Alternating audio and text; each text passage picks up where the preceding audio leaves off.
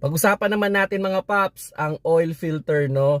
Every time na mag-change oil tayo, sana sinasabay natin ang pagpapalit ng ating oil filter. So depende yan dun sa oil na huling nilagay mo. Kung mineral yan, every 5,000 kilometers. Kung fully synthetic yan, every 10,000 kilometers. Sinasabay to. And sana hindi to mag-overstay sa ating engine, ano? At least sana not more than a year lang ito sa ating makina. Kasi pag ito ay masyadong tumagal sa ating makina, there's a tendency na ito ang mag-cause ng sabihin nating oil starvation. Okay?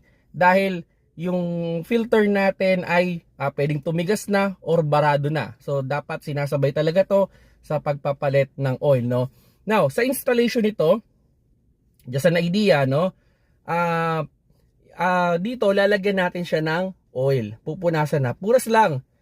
Para pag in-install natin, mas madali siyang mai-install, mas maganda yung pagkakaset ng gasket, at maiiwasan natin yung pagkakaroon ng leak. And pagtatanggalin natin, mas madali lang din.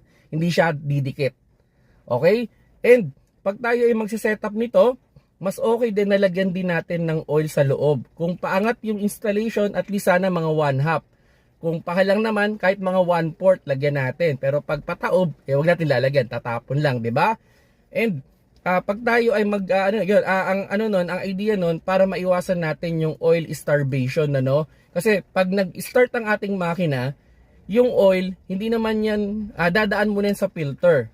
So, pag yung filter natin ay walang laman, magkakaroon ng slight delay yung flow ng oil sa taas ng ating engine.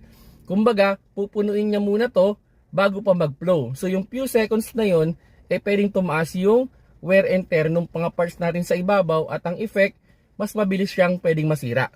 Okay?